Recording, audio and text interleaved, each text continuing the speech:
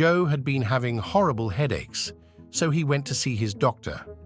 The doctor said, "Joe, the good news is I can cure your headaches. The bad news is that it will require castration. You have a very rare condition which causes your testicles to press on your spine, and the pressure creates one heck of a headache. The only way to relieve the pressure is to remove the testicles." Joe was shocked and depressed, but in the end, he came to the conclusion that he had no choice but to go under the knife.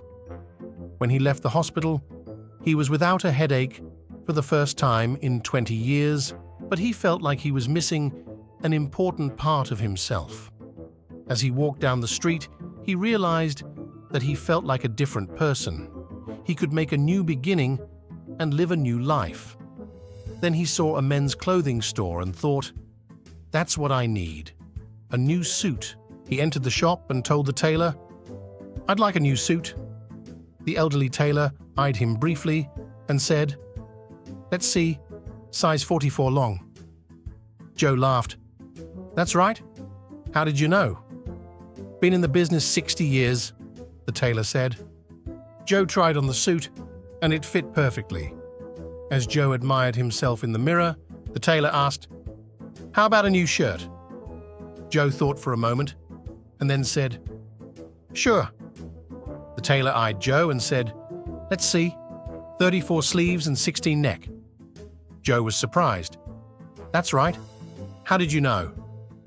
"Been in the business 60 years, quipped the tailor. Joe tried on the shirt, and it fit perfectly. He walked comfortably around the shop, and the tailor asked, "How about some new underwear?" Joe thought for a moment and said, "Sure."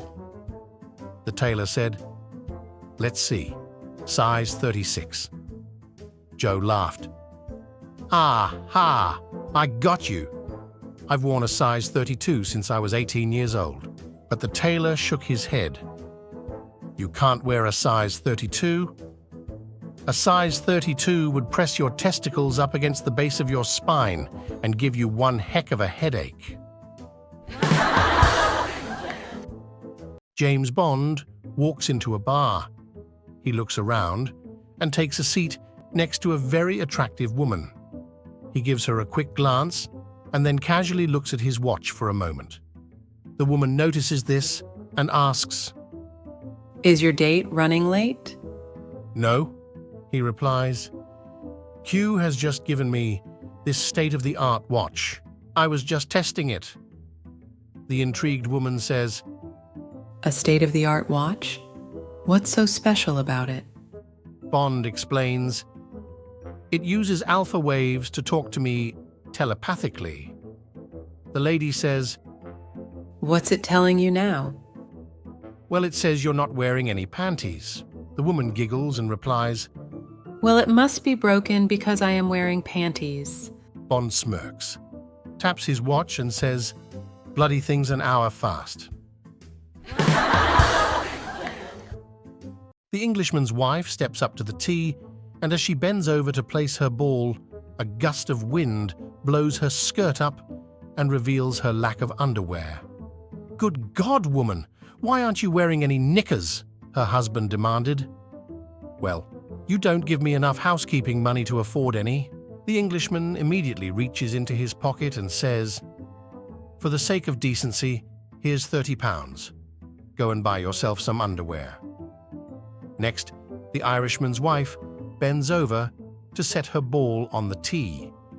Her skirt also blows up to show that she is wearing no undies. "Blessed Virgin Mary, woman, you've no knickers. Why not?" She replies, "I can't afford any on the money you give me." He reaches into his pocket and says, "For the sake of decency, here's £20. Go and buy yourself some underwear." Lastly, the Scotsman's wife bends over.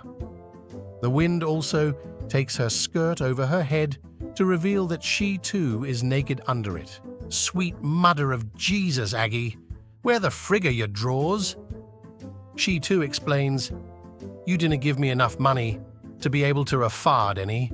The Scotsman reaches into his pocket and says, "Well, For the love of Jesus and the sake of decency, here's a comb. Tidy yourself up a bit. A cowboy, on a long journey, stops at a small town for a beer. He ties his horse up outside the saloon and enters. The townsfolk eye him uneasily, but he makes his way to the bar and orders a beer.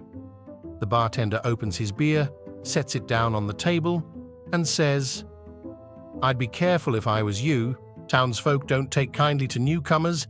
They give 'em a hard time." "Is that so?" replies the cowboy as he rests his head on his fist and sips his beer.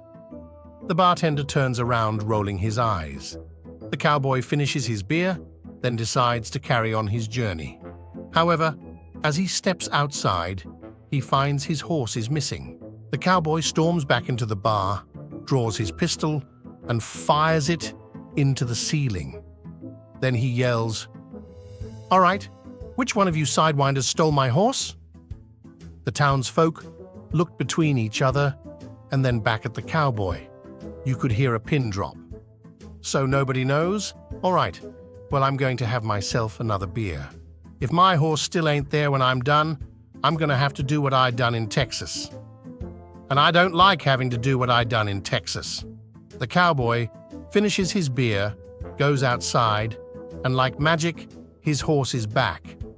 The cowboy gets back on his horse and begins riding out of town. Suddenly, the bartender runs outside and calls out to the cowboy, "Excuse me, sir, I gots to know, what did you have to do back in Texas?"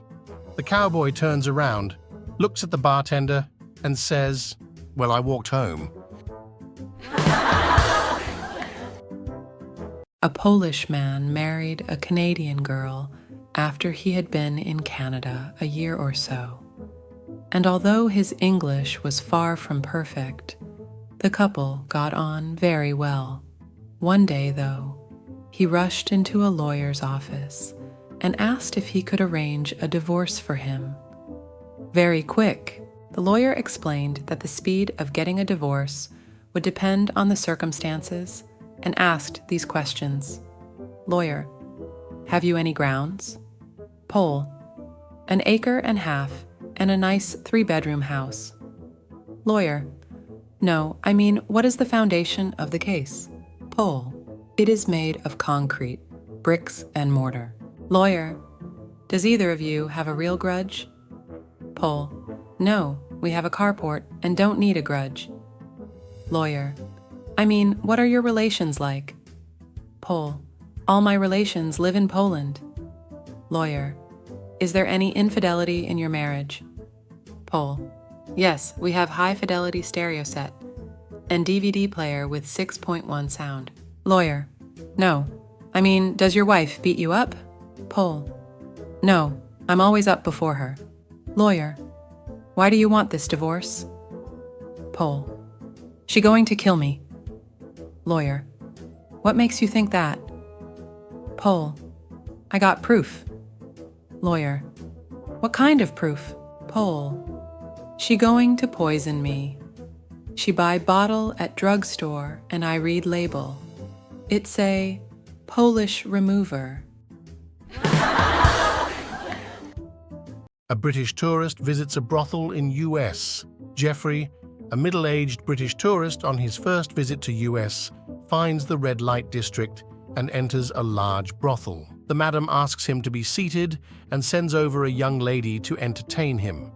They sit and talk, frolic a little, giggle a bit, drink a bit, and she sits on his lap. He whispers in her ear and she gasps and runs away. Seeing this, the madam sends over a more experienced lady to entertain the gentleman. They sit and talk, frolic a little, giggle a bit, drink a bit, and she sits on his lap. He whispers in her ear, and she too screams, "No!"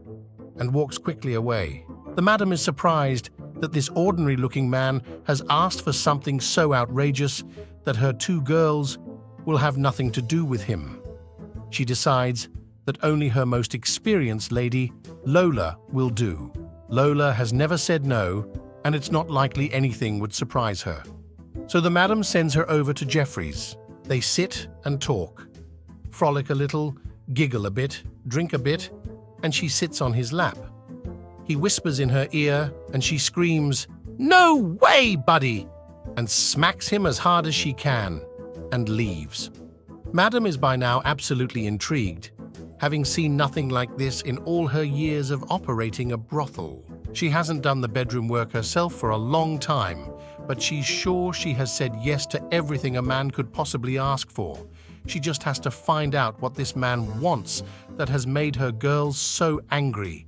Besides, she sees a chance to teach her employees a lesson. So she goes over to Jeffrey and says that she's the best in the house and is available.